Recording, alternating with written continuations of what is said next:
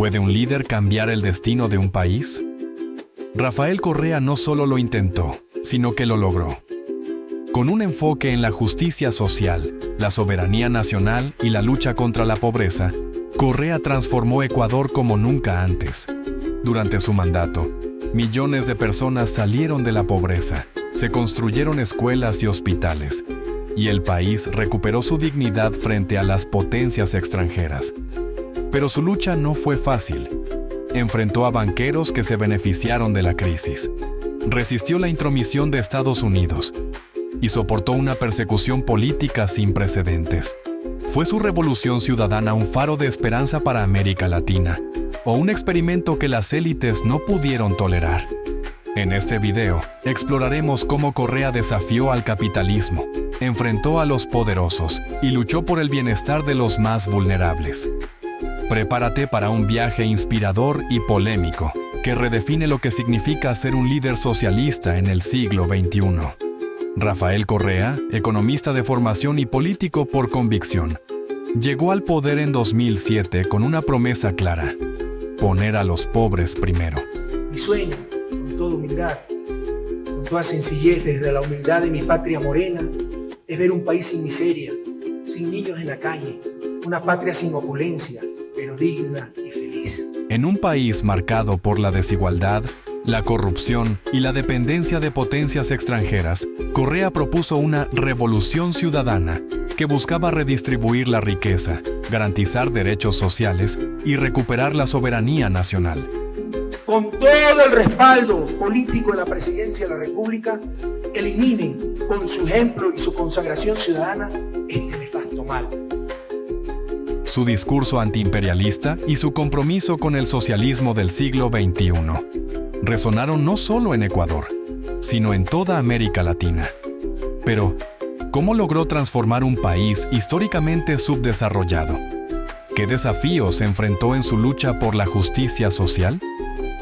Este video no es solo un análisis político, es un homenaje a un hombre que desafió el status quo y luchó por un mundo más justo, enfrentándose a banqueros, políticos corruptos y potencias extranjeras.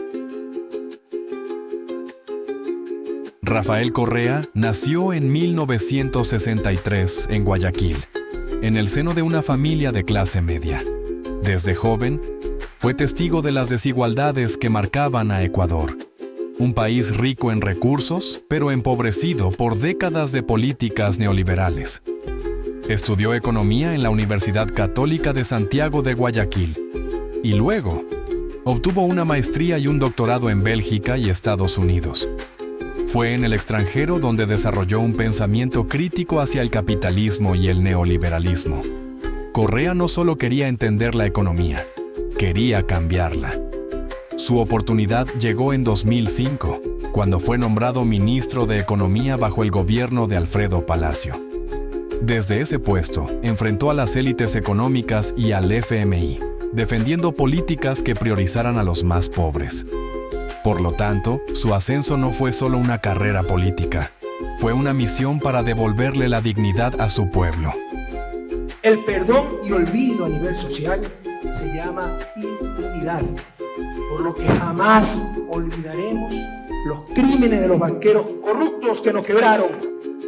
Uno de los momentos más oscuros de la historia reciente de Ecuador fue el feriado bancario de 1999, una crisis financiera que dejó a millones en la pobreza. Los bancos quebraron, las personas perdieron sus ahorros, y el gobierno de Jamil Mahuad congeló los depósitos de los ecuatorianos. Hoy no hay bancos. Imposible, me está tomando el pelo. Es desconcertante porque no se sabe absolutamente nada qué es lo que está sucediendo. El año más grave de la crisis, el año más fuerte, donde la gente estaba vendiendo sus departamentos, donde muchos hogares de clase media estaban con problemas de alimentación, es decir, no tenían que comer. O sea, literalmente, ese año los bancos no declararon pérdidas. Ningún banco declaró pérdidas. Y los bancos que sobrevivieron declararon utilidades ese año. Mientras la gente sufría, los banqueros se beneficiaron con rescates millonarios. Correa, como economista, fue testigo de esta injusticia y la convirtió en una de sus principales banderas de lucha.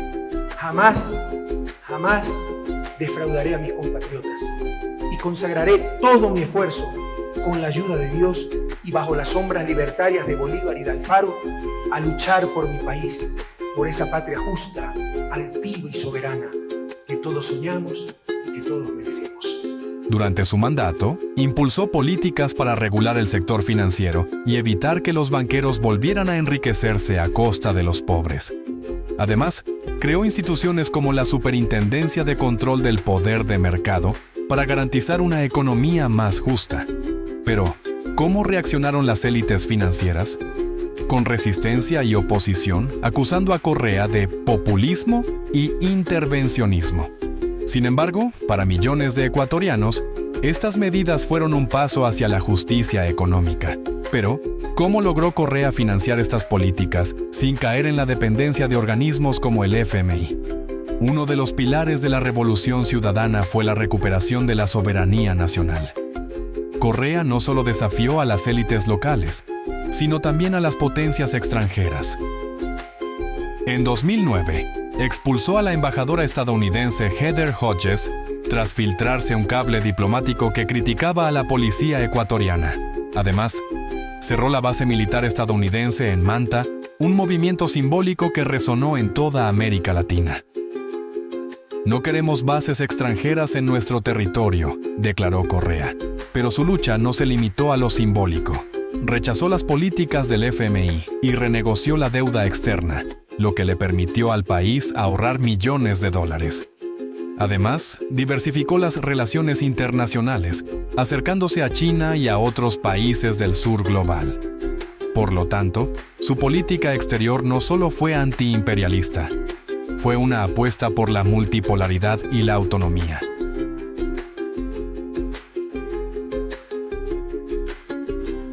¿Sabías que Correa recibió asilo político en Bélgica tras ser acusado de corrupción en Ecuador? Descubre cómo su exilio marcó un giro dramático en su vida. Tras dejar el poder, Correa enfrentó una persecución política sin precedentes.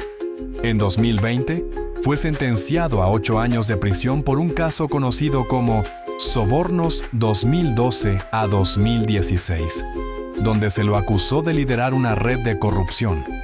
Sin embargo, la sentencia fue ampliamente criticada por su falta de pruebas contundentes. Incluso se habló de una acusación por influjo psíquico, un término ridículo que parecía sacado de una novela de ciencia ficción. Organizaciones internacionales y medios extranjeros, como The Guardian y Le Monde, han señalado que el caso contra Correa está lleno de irregularidades y que se trata de una persecución política. Mientras tanto, la prensa local, controlada por las élites, ha repetido estas acusaciones hasta hacerlas sonar verdaderas. Pero, ¿quién está detrás de esta campaña de desprestigio? ¿Y por qué Correa sigue siendo una figura tan incómoda para las élites? Uno de los momentos más trágicos de la Revolución Ciudadana fue la traición de Lenín Moreno, quien fuera vicepresidente de Correa. Tras asumir la presidencia en 2017, Moreno dio un giro de 180 grados, aliándose con la derecha y desmantelando las políticas sociales de Correa. Ministerios clave fueron debilitados, lo que ha llevado a un aumento de la inseguridad, el desempleo y la pobreza. Cumplieron con su función, fueron necesarios en un país devastado, desolado, que requería reinstitucionalizarse. Lo hemos logrado y ahora ya no son necesarios. Según el decreto número 7 firmado este miércoles por el nuevo mandatario, los ministerios coordinadores que se eliminan son de Seguridad, Política Económica, Producción, Empleo y Competitividad, Sectores Estratégicos, Desarrollo Social.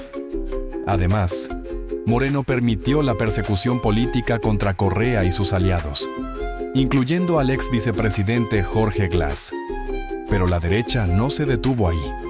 Guillermo Lasso, quien asumió la presidencia en 2021, ha sido vinculado con delincuentes y ha impulsado políticas que benefician a las élites. Y ahora, con Daniel Noboa, la situación no ha mejorado.